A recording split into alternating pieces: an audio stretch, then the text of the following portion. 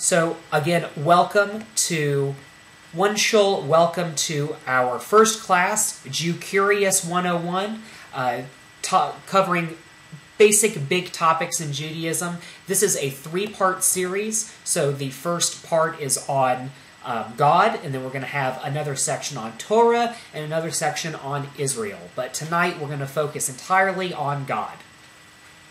Now, how do we talk about God? Big subject, and there's a lot of different ways that this can be approached. What I've decided to do, for the sake of the fact that this class could be taught forever, it would be a never-ending thing, is just to focus on God as understood in the Bible. The Bible is something that we all have some familiarity with, regardless of what our religious backgrounds are.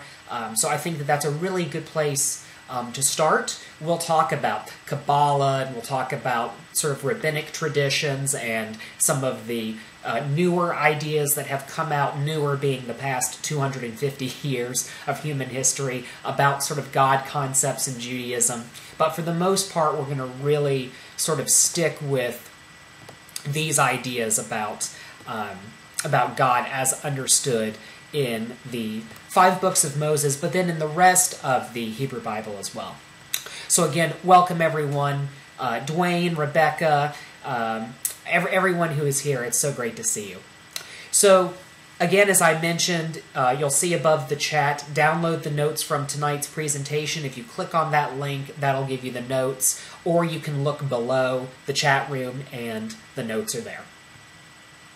So when talking about God, and we're going to take sort of a historical perspective with this, God has basically two sides, for lack of a better word. And if you look at the drawing that's below or in the notes, you're going to see a big circle, and that circle represents God.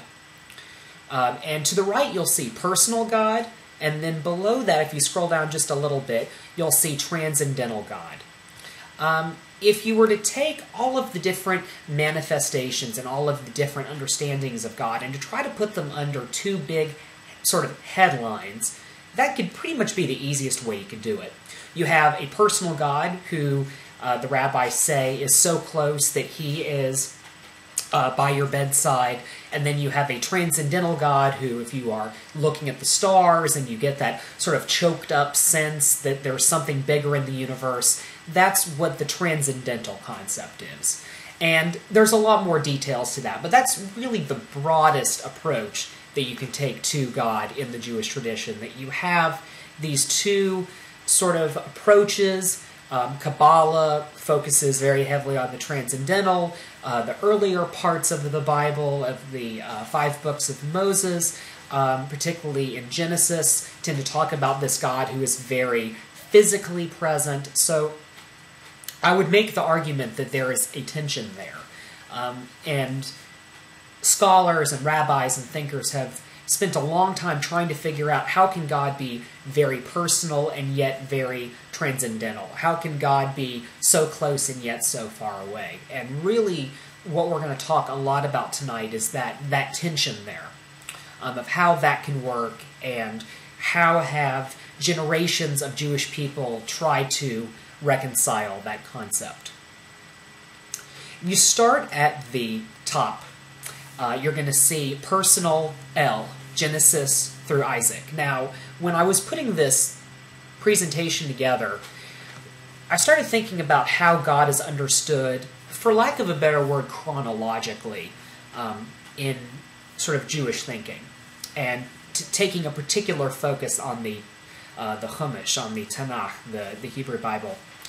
And really, you have these 4 different quadrants, 2 of which are personal, and 2 of which are more on the transcendental side.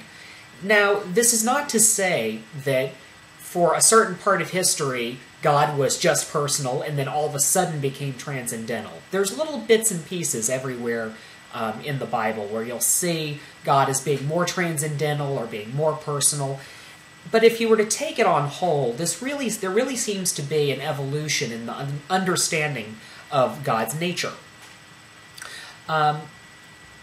Before I get into that, if you look below, the Bible as a poor theology book, that's sort of been said by a lot of different rabbis, that when you talk about theology, which really focuses on the nature of God and what God is, Judaism has a little bit of a problem with that. It isn't until you get into sort of latter dialogues that you get into the concept of sort of what is God and sort of Maimonides and all these other thinkers who tried to put pen to paper on what is the exact nature of God. Instead, the Jewish tradition understands God in terms of human beings. And how do human beings interact with the sacred and that relationship, that covenant? As Aaron is saying, theology seems to be a pretty modern notion, and I agree, absolutely. This idea of trying to distill what God is and to write a paper about it, this sort of academic approach, is very new. That's not something that, for most of history, was really understood, at least in terms of the Jewish tradition. I would make the argument that it isn't until you get into Psalms, which is in the latter part of the Hebrew Bible, that you really start to get a sense of theology, but even then it's poetic. Psalms, I always laugh when people say that the Bible is the literal word of God. That actually doesn't make sense from a Jewish perspective. Now you can believe that the Bible is inspired by God, that the Torah is the laws of God, but Psalms are actually books of poetry. Or I should say, poems themselves.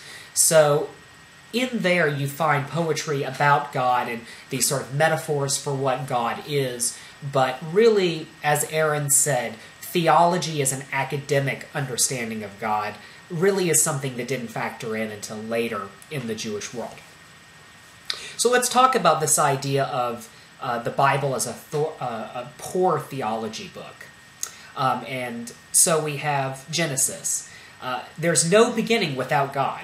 We don't know in Genesis where God comes from, what God is. God is just sort of there. There's two accounts of creation. Sometimes they conflict with each other a little bit, and then sometimes it's sort of the same story.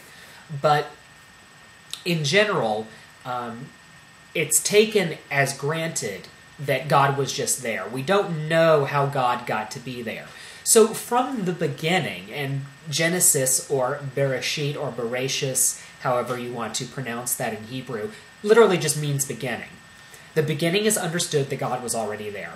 So we don't know, just from reading the Bible from the start, what God is. It's just taken for granted that God is there. So that's one way in which, the Bible is a terrible theology book. Another example is the story of Jacob, which we'll get into later. Jacob, in the story of his life, he's the last patriarch. There is a story where he wrestles with an angel. And in this story, he asks the angel who the angel is. And the angel, in different understandings, has either represented God or his brother Esau. So there's two different ways of looking at it, but he says to the angel, who are you? What is your name? What does it mean to know an angel's name, or to know what an angel is, or to know any name of any divine thing? During pagan time, people intoned the name of a god. And that intoning, that sort of mantra, that meditation, was thought to bring about the power of whatever that God had. So when Jacob says, you shall not, when Jacob is told by the angel, you shall not ask, God is saying, again, I'm not going to reveal my nature to you. So you come up on another roadblock again, where we still don't know. Here is this example of Jacob wrestling with the divine and not being able to know what the divine even is.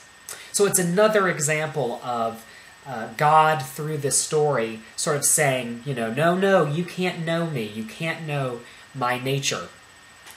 The last example, which I think is really good, is the story of Moses. We'll talk more about that later as well.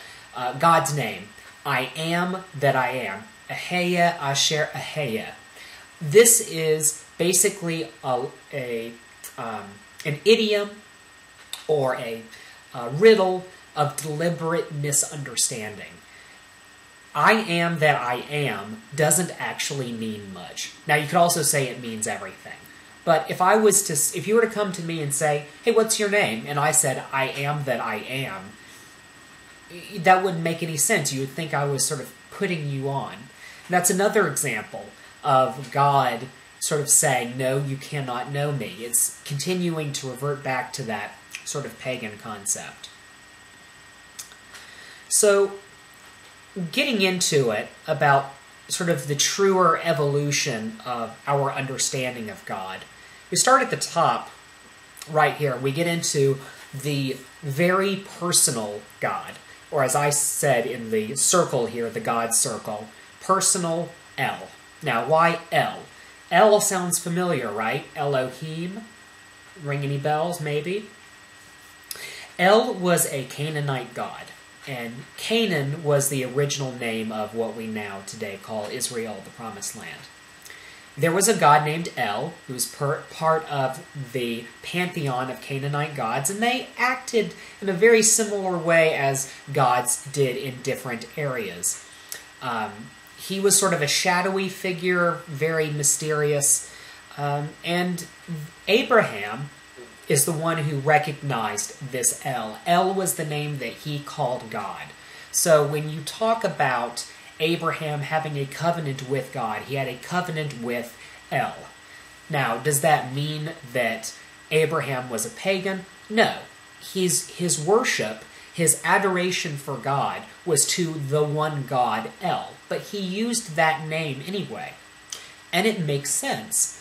Abraham came from a pagan culture. It made sense that he would use a word that worked in his, sort of pantheon. Why do we call God God? Because it's an English word that we know. Is God as simple as G-O-D? Absolutely not. But that's the word we use anyway. So the idea of using the word El to represent God was just what was in his culture and what was in his nature. Now I'll show you real quick a cool picture of what El, this El character, looked like.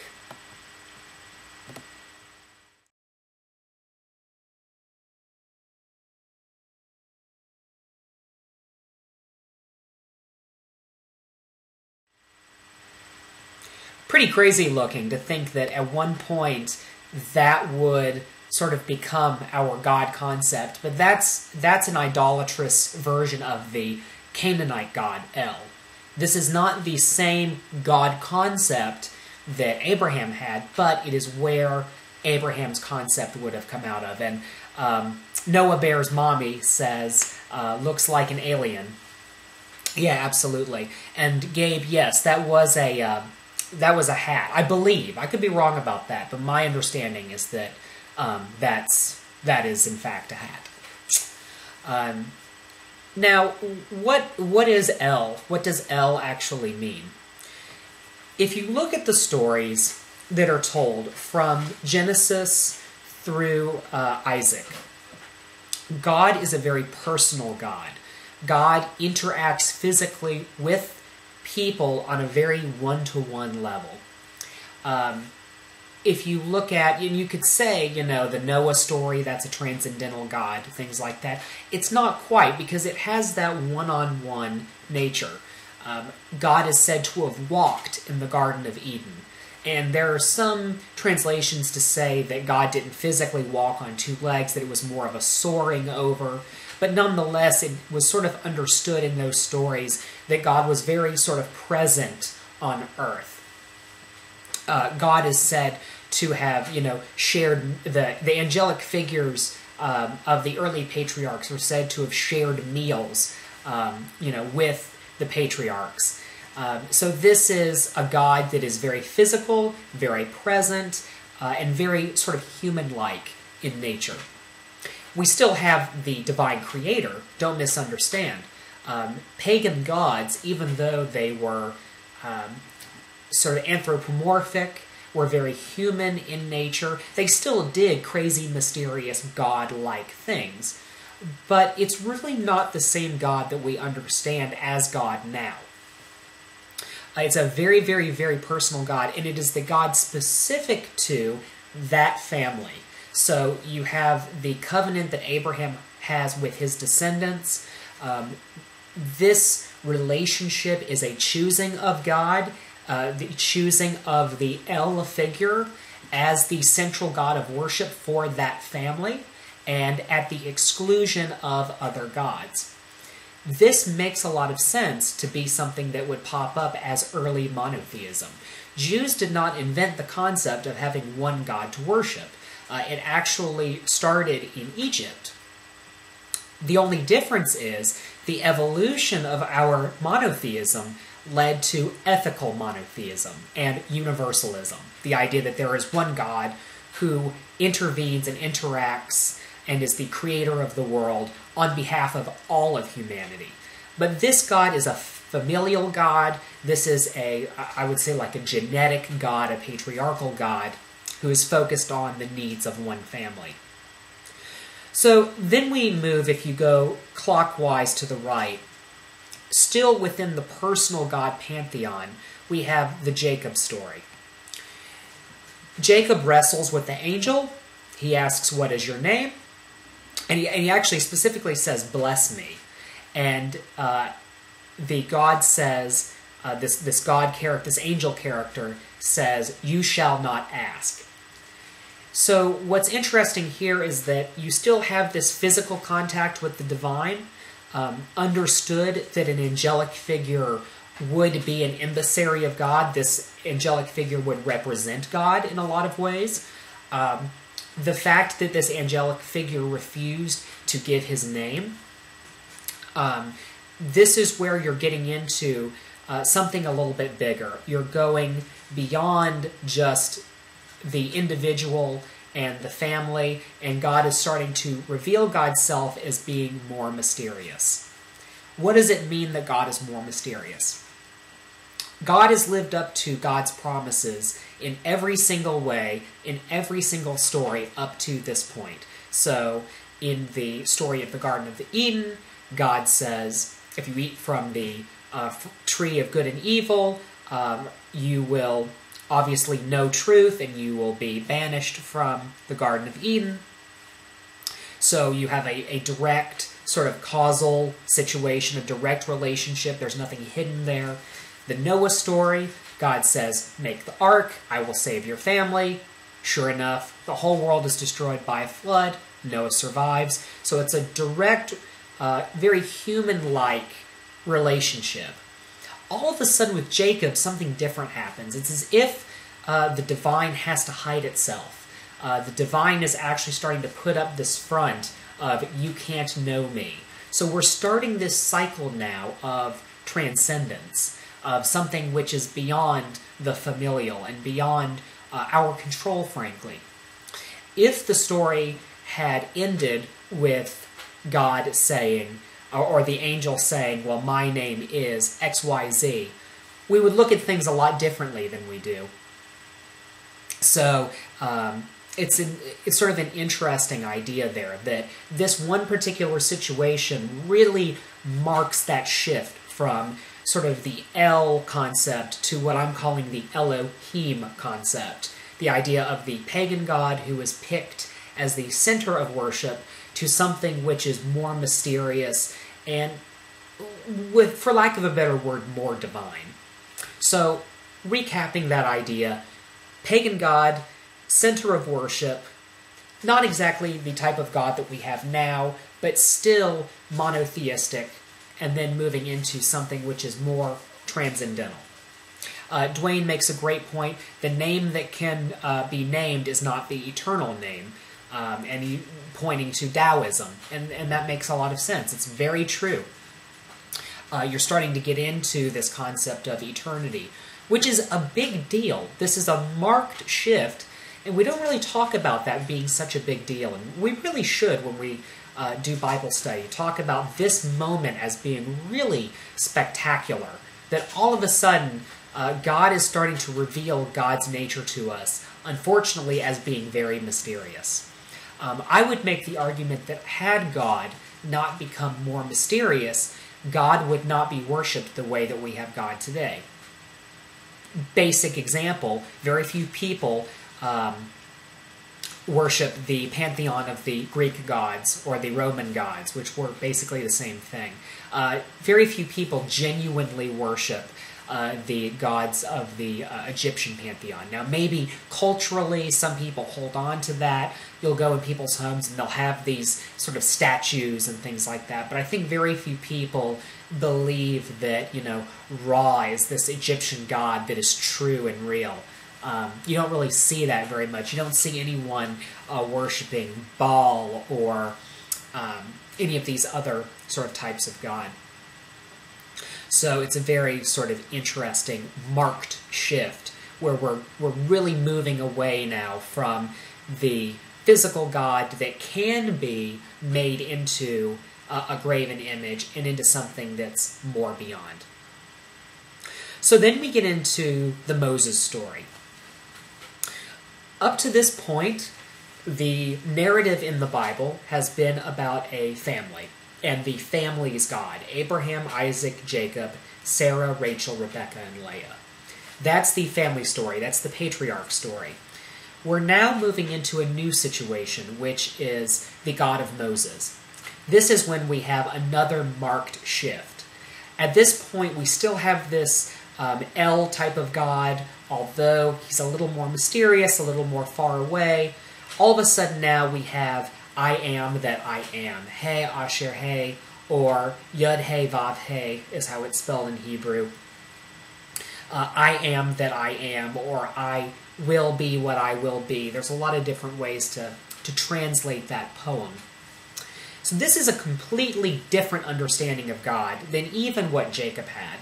This is a God who is now a tribal God. This is a God who is making a covenant to be a God of a people, as opposed to simply the offspring of Abraham. And I think people get this confused. They think that, well, the Hebrews are the children of Abraham, so shouldn't that original covenant apply? It seems like it does, but the biblical narrative makes a stronger point here with the Moses story. It's like a reaffirmation of God's connection to the people of Abraham. Could it be possibly that the narrative understands that because of slavery, people lost that sense of God connection? There's a lot of different ways that you could probably understand that. But nevertheless, God, through the Moses story, is reaffirming a connection to these people, which is a tribal deity. So what are the characteristics of God at this point? So God is uniquely interested in the lives of the Hebrews, later to become the Jewish people. God puts them as the covenantal community. So we have a special relationship to God. It's not one that's necessarily better than anybody else's, but it's one that is unique.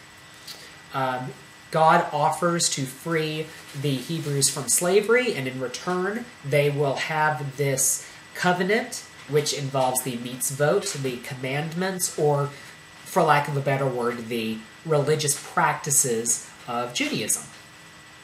So we're shifting from the patriarchal God to this God who all of a sudden is a lot bigger, and this idea that now God is interested in the whole community, and really as the center, the people who are worshiping God has gotten bigger, so should God's nature get bigger. And Dwayne makes an interesting point. I've also read that the Burning Bush episode is a literary unification of what may have been separate patriarchal deities. That's very fair. I would agree with that argument. That does make a lot of sense in terms of the literary understanding.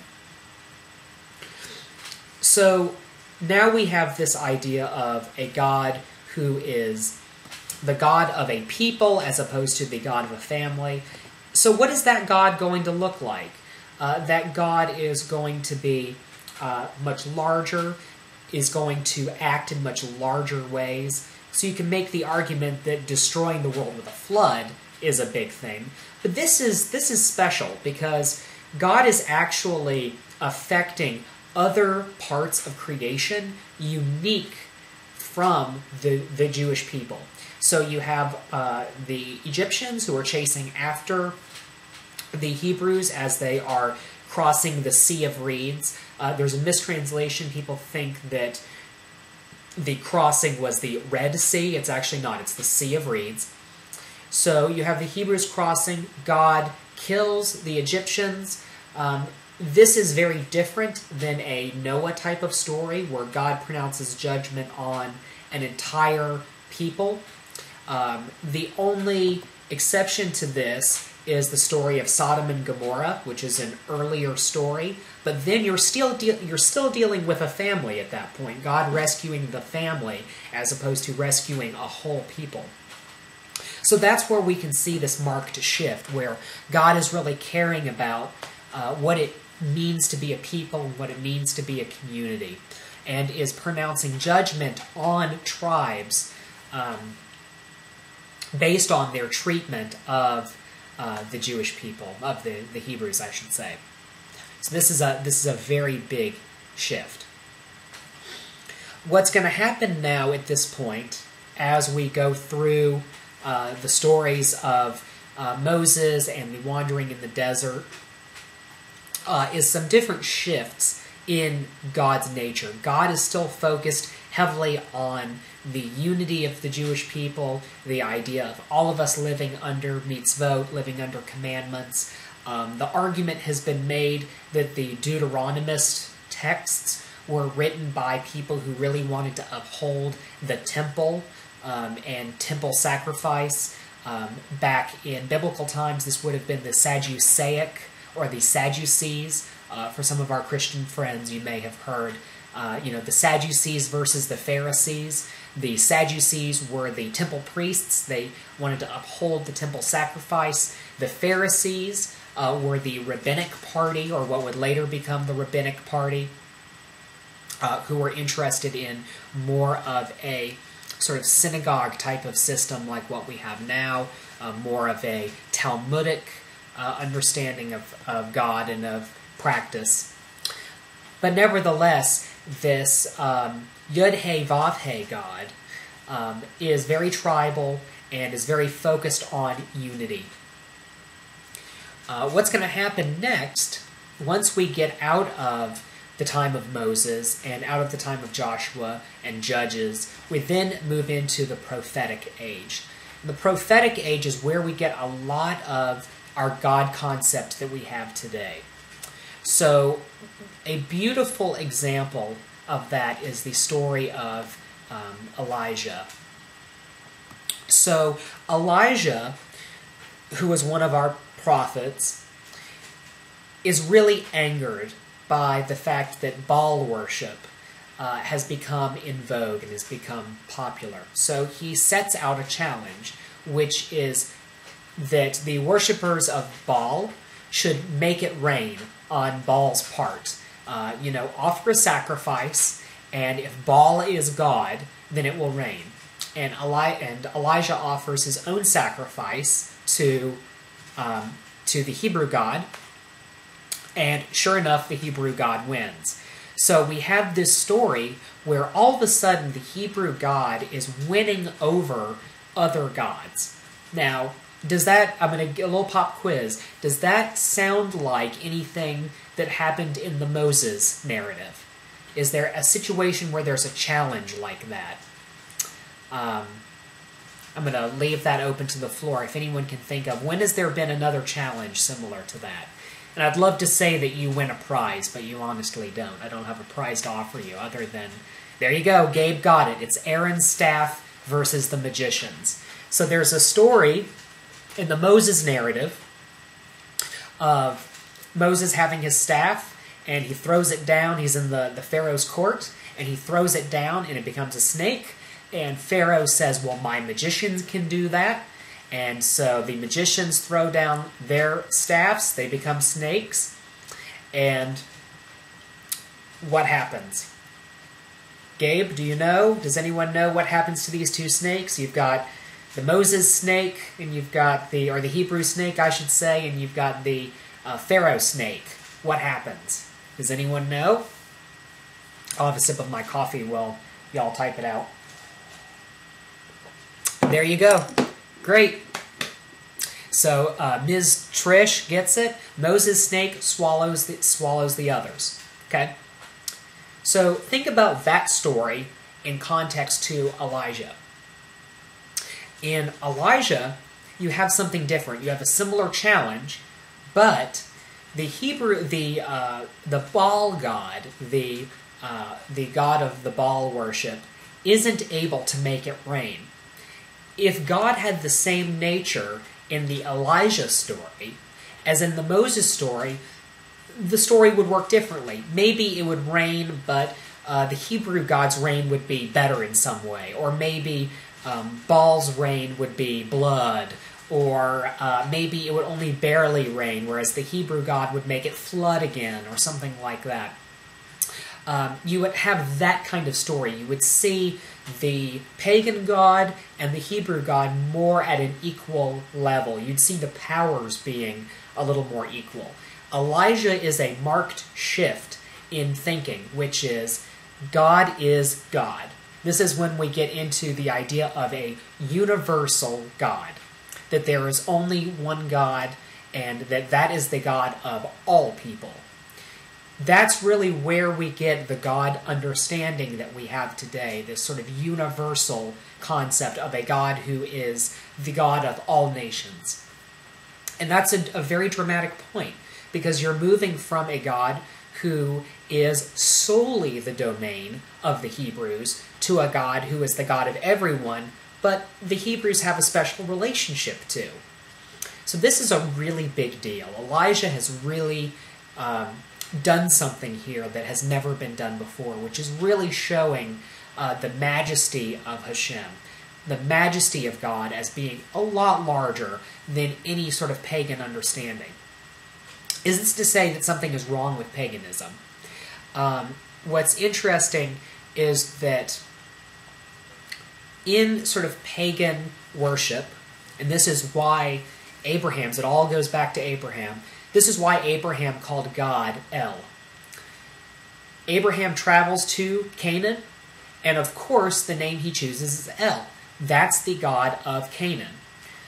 It would make sense, because in his mindset, a God from a foreign country would not work somehow in a new country.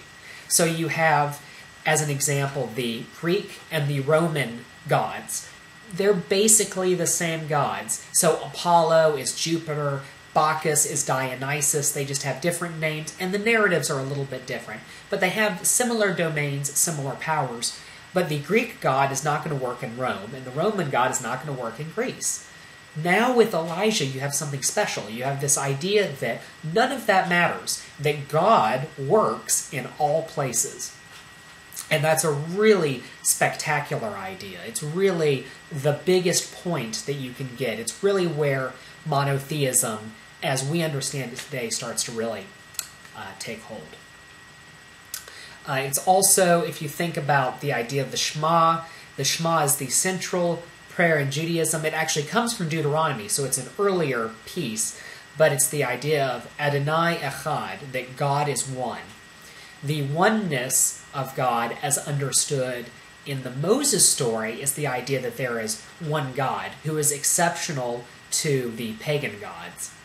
Elijah's Adonai Echad is a universal God who exists when no other gods exist. So this is really an amazing concept. I can't speak more about it. So taking a break to look at what some people are saying here. Dwayne, Robert Wright's book, The Evolution of God, Karen Armstrong's The History of God. Those are all fantastic, fantastic books. I would recommend both of them.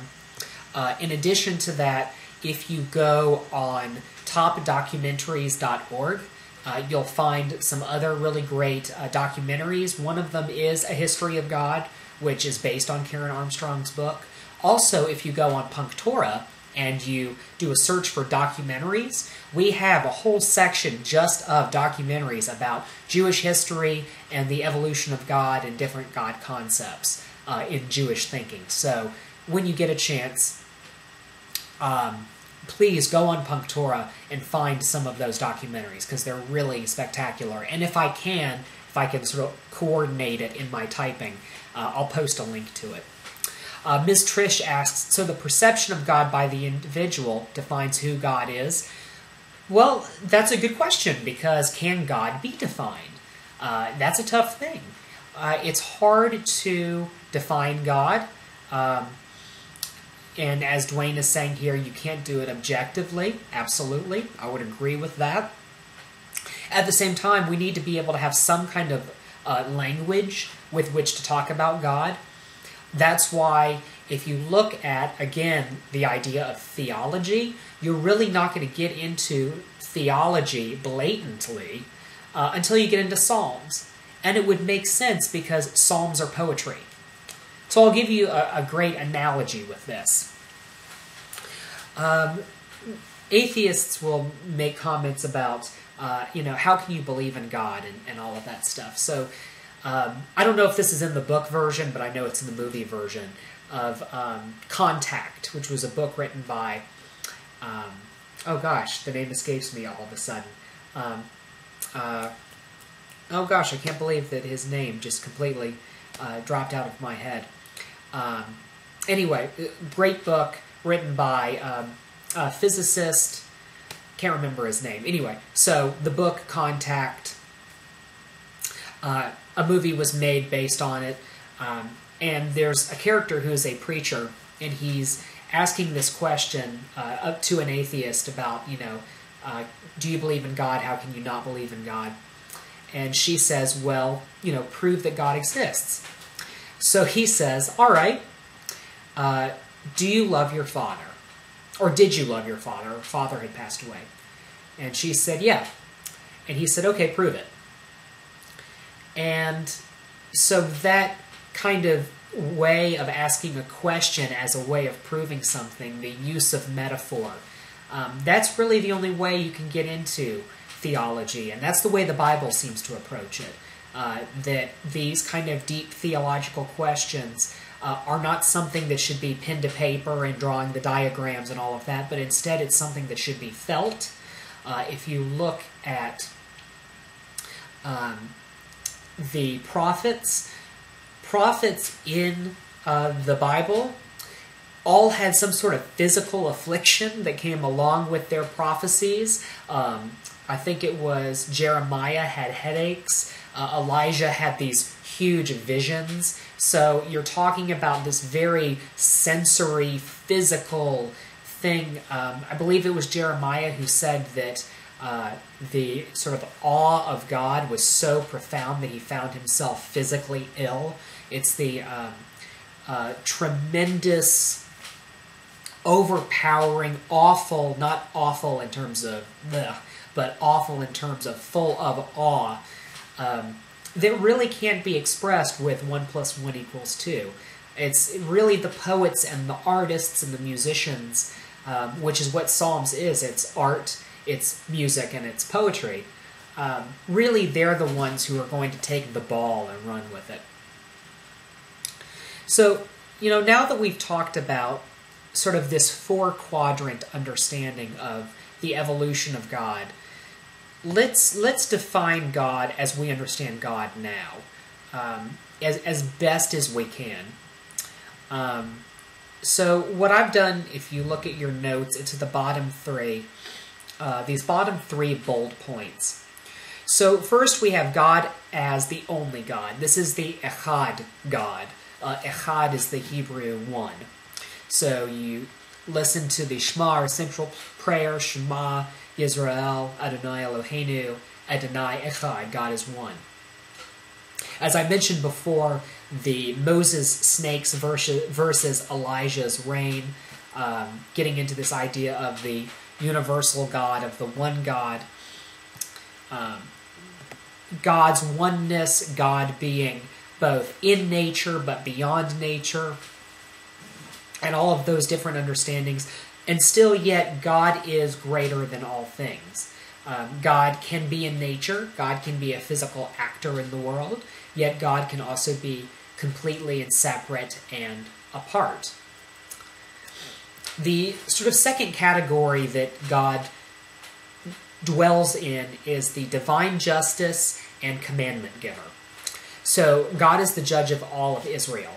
That was the understanding of the writers who lived during the time of the Jewish expulsion. Any time that there is something bad that has happened in history to the Jewish people, it's always had a God spin on it. The only sort of marked exceptions is when you get into the writings or the Ketuvim. You'll see, as an example, in the book of Ruth or in the book of Esther, God is not being so blatant, God not being such a big actor. And there are people who understand that to mean that towards the later writings, people were starting to understand God in a much more abstract way, to the point that they didn't have to write about God as being sort of the meddling puppet master. There's other people that have made the argument that this is where the Jewish focus away from God starts to exist. Lots of different ways of understanding that, and I don't think that there's a right or a wrong in that. It's also important to know that the Bible was not written chronologically, so what we have as a codified book really shouldn't be understood as a history that Genesis was written first and subsequently thereafter. It was compiled together from lots of different kinds of stories. If you are wanting to know more about that and to understand that, I recommend, this is not about the Chumash, but this is still a good book. This is The Dead Sea Scrolls, a New Translation. I think that this is a spectacular book for understanding. I'll put that up there so you can see it. This is a spectacular book for understanding how the literature, our sacred literature, has come together. Of course, we haven't canonized the Dead Sea Scrolls. Those are sort of additional ex-canonical writing, but they're still really important and interesting, and you can see there are portions of the Dead Sea Scrolls that literally lift from this book. There are some that are sort of extra, so it's interesting to see kind of how that came together. Regardless, if you look at the Dead Sea Scrolls, you have this judge God being a big part of that, because this is during a time where these ideas of diaspora are becoming more of an issue, sort of questions of what did we do to deserve this, things like that. As I mentioned before with the Elijah story, God is also the judge of all of humanity. So God judges the Egyptians in the Exodus story. In the story of Joshua, God gives the triumphant power against the Canaanites and all of the other tribes that the Hebrews encounter as they are entering the Promised Land. So this idea that God judges all of humanity and has the ability to manipulate how humanity operates in order to elevate those who are in a greater place. At the same time, though, God has the ability to change God's own mind. So we have this God concept that is part of divine justice, where justice is not solely God giving the law, but that human beings actually play a part in the creation of law. So we have last week's Torah portion, or excuse me, this week's Torah portion, which is Parshat Pinchas. In this week's Torah portion, we learn about the idea of land inheritance, and it's really interesting. I'm not going to go into a lot of details about what is involved in that, but there is this transaction that happens between Moses and a group of daughters of a man who has passed away. As the story tells us, the daughters are not entitled to their father's land, and so Moses petitions God to write a ruling that allows these daughters to take their father's land. So you have this situation now where God is taking human thought sort of into his mind and considering whether or not human beings really have a right to their opinions. The best example of this, though, even though I love this week's Torah portion, is the story of Job. Job goes through this horrible ordeal where God is, actually technically Satan, but God is challenging Job's faith and Job's connection to God. And in the end, Job has this really terrifying conversation with God, and he says, "How dare you do this to me?" And so what God does is he says, "Well, how dare you, since you are so smart? Were you there when I numbered the stars?" And things like that. Were you there at the creation of the world, since you know so much? And Job says, "Okay, good point. You can continue to do these afflictions on me." But then here's what happens. God says, "No, you're right. This was a really terrible thing for me to do." So God rectifies the situation. This interchange, this fact that human beings have not an equal say, but a partnered say in creation and in divine justice, is an interesting sort of time. Noah Bear's mommy asks about Satan in terms of Judaism. We do have Satan. Satan is not the Satan of the Christian Bible. Satan is understood very differently. Satan is often personified as being an angel in God's court who is actually an agent of God's will, who, for lack of a better word, is sort of like, strangely enough, the devil's advocate. Satan is the lawyer. Satan is the one who says, "Well, wait, God, hold on." And in the Job story, that's what God does. God says, "Look at my servant Job, and what a wonderful man he is." Satan, this angelic figure who works in God's court, says, well, hold on, God. So Job is great and everything, but he's great because he has it easy. So what if you tried this instead? Kabbalists and people who don't like the sort of personified angelic figure of Satan have looked at Satan differently. The actual word for Satan is the Satan, ha-Satan. And the idea that the Satan is an impulse that is in us, that the Satan is what puts up the roadblocks for us to where we are not able to completely commune with God. It's a very different understanding. You can't, in Judaism, understand Satan as devil. It's not the same thing. It's a different concept. But that's another class for another time. And if you're interested in that class, let me know. I'd be happy to teach it. So, quickly moving past that.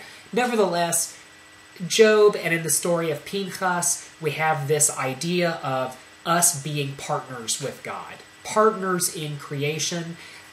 Now we have this idea of tikkun olam, of the idea of repairing the world. That's where this idea in Judaism comes from, this idea that we can petition God in the same way that Zelophehad's daughters, which is Parshat Pinchas, this week's Torah portion, were able to solicit to Moses, who then solicited to God. The idea that Job decided to call out God in that story, that we have the right to petition God. This becomes a bigger part of Holocaust theology, the idea of how could the Holocaust happen when we have a loving God. That whole concept is called theodicy. Theodicy is an academic study, and it has to deal with basically why do bad things happen to good people? Why can there be a God in the world and yet horrible things happen? And of course there's lots of great Jewish books about that. I mean, When Bad Things Happen to Good People is a book that has absolutely taken over theology in general in all the monotheistic perspectives. It's a really profound book. It has been around for years and years and years and is still read, and I would encourage you to read it. It's really, really interesting stuff. But nevertheless, this idea of partnership with God and us working with God to create a just world, and having the right to call out God when things are unfair, and to create a court almost against God when things don't seem to be fair. There's a play, I don't remember the name of it, where it takes place during the Holocaust, and it's these men who are in a concentration camp, and they decide to hold a bet din, a rabbinical court, against God. And yes, Elie Wiesel did write the. I don't know if it was a book first or if it was a book then a play. I don't recall, but it's really interesting. It goes through some of these bigger questions, and it highlights some of this theology that we're going through about, is God transcendental? Does God care about us uniquely? Things like that. It's a great, great story. So the last sort of part that I want to talk about is God as spirit. So moving away from sort of this more anthropomorphic God and into a God of deism, which is the idea of a God that created the world and then walked away. The idea of God as being the sort of sum of nature, which is Baruch Spinoza. The God concept of Mordechai Kaplan, who was the founder of Reconstructionist Judaism. This is a God that is more spirit-based, a God that doesn't quite have those sort of human power. No, I don't want to say powers, but human attributes. This is a God that is understood even more abstractly, but is still powerful. The God of Kabbalah has sort of the powers that the God of the patriarchs and all of the other God concepts in the Bible has, but it's understood at a sort of different level. The other aspect of God as spirit comes through the idea of panentheism, which is not pantheism, it's a separate kind of idea. Panentheism relates to Kabbalah, and it's this idea that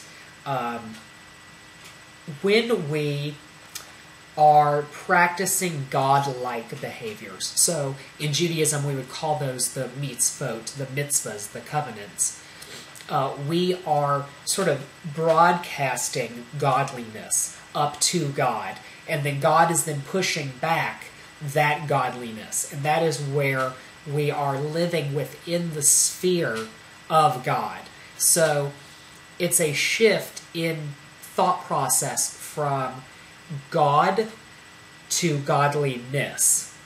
And that's where you find in liberal Judaism today the approach of the Reform movement, the Reconstructionist movement, this idea of what we do as creating God to a certain degree, what we do as pleasing God, and then God pushes that energy back on us. But that's a very Kabbalistic idea. So if you go to an Orthodox synagogue, particularly like Chabad as an example, because they are heavily into Kabbalistic concepts, you're going to see this idea of us generating God energy, and God then taking that and then putting it back.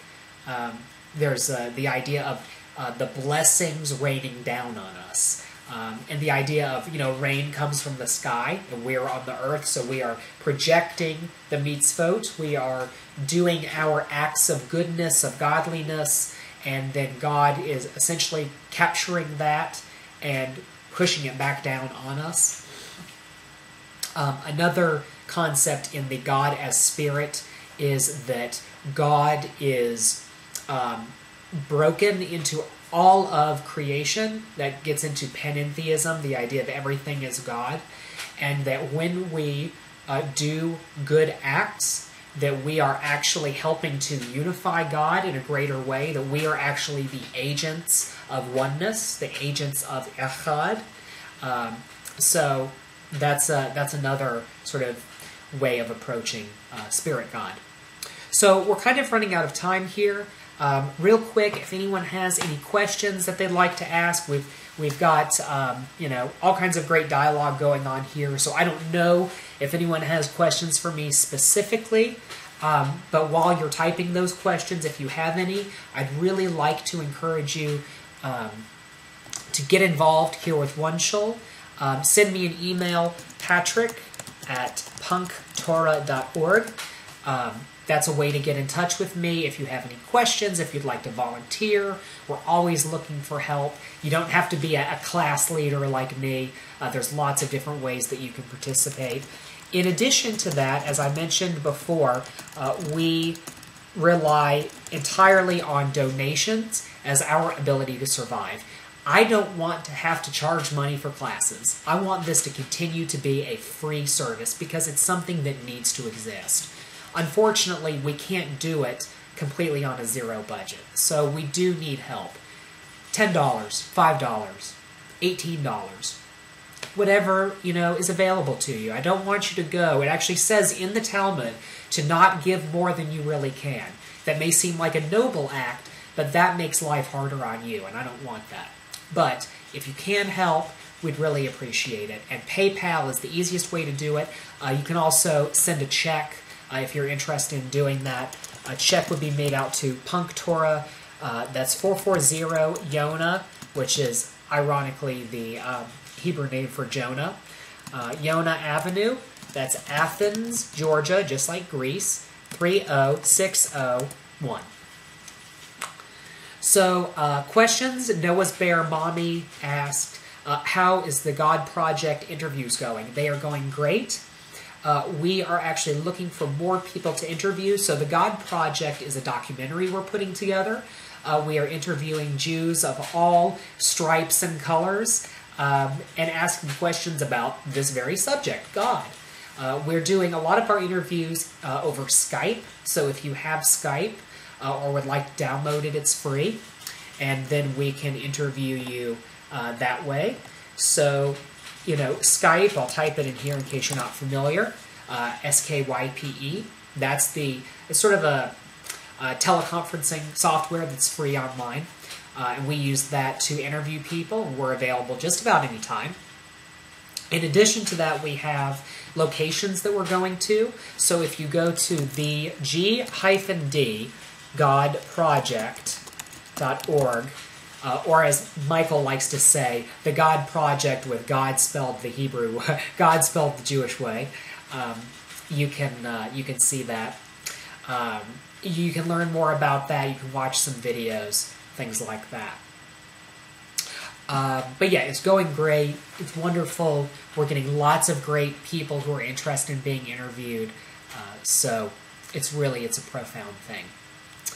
Any other questions? Does anyone else have anything that they want to ask about some of the material that we covered tonight, or frankly any other questions you're interested in? And I'll have another sip of my coffee. If not, we will close out the night. Okay, well, I guess that everyone is interested. A couple more announcements. We've got some great new articles up on PunkTorah.org, so please check those out. We have 2 new music sections. One is our PunkTorah Radio, which is a little radio player that we have on the PunkTorah website, so you can listen to cool Jewish music. In addition to that, we have the PunkTorah podcast, which has come back, so you can check that out. Lots of good stuff going on there. Jeremiah Satterfield, our new music guy, is doing that for us. So in terms of other events that we have going on, this Friday, online Shabbat, 7 p.m. Eastern Standard Time. You can participate in that. It's open to everyone. There's Hebrew, there's English, there's discussions, there's a devar, all the things that are involved in a Shabbat service that you would have in any kind of synagogue.